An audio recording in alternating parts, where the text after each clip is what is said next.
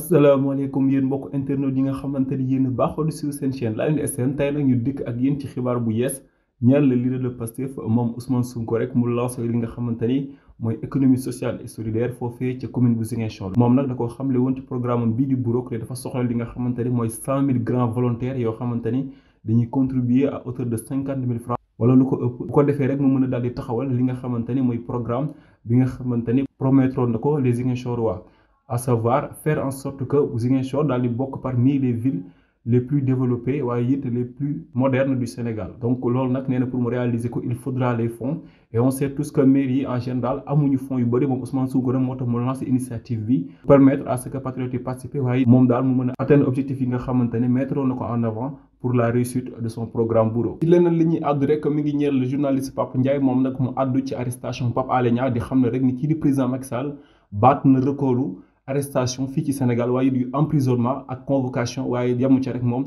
ndax daf cee boole di brutaliser waaye di menacer ñi nga xamante ni ñoo di journaliste ci régime am la xewee loolu. moom Pape Ndiaye nag loolu la xam ne ginnaaw bu mu ñaawloo arrestation Pape Alé Niang ndax jàpp na ni moom Pape Alé ci liggéeyam la nekkoon kon kenn waru ko woon a arrêté ndax en tant que journaliste d'investigation moom deful lu waree fam génnee li nga xamante ni mooy dëgg gi bu ko defee Sénégalais yëpp mën a gindiku. kon nag moom gisul lan moo waral ñu war a jàpp Pape Alé Niang mettre ko derrière les barreaux. moo tax nee na moom daal mi ngi montrer toute sa solidarité ak ki nga xamante ni mooy journaliste bii di Pape Alé Niang mu xam le rek ni ñoom journaliste yi bu ñu jugulee xeex ko rek jan di matt Pape Alé Niang dina leen matt ñoom ñëpp ndax li nga xamante ne mooy nguuru président Macky Sall narul arrêté fii ak jàppul ñëpp ñi nga xamante ne dañ koy déranger ci li nga xamante ne bëgg na ko dérouler fii ci Sénégal. leneen lu yës ci xibaar yi rek mi ngi ñeel manifestation bi nga xamante ne tey jii lancé nañ ko pour défendre ki nga xamante ni moo di Pape Alé Niang. loolu nag ñi ko organisé woon mooy les journalistes ñoom nag ci seen association lañ taxaw rek ngir taxawu seen mbokk moomee di Pape Alé Niang ndax jàpp nañu ci liñ ko jàppee ci liggéeyam rek la nekkoon. bi ñu gis fa nag ki nga xamante ni moo di Assane Diouf di activiste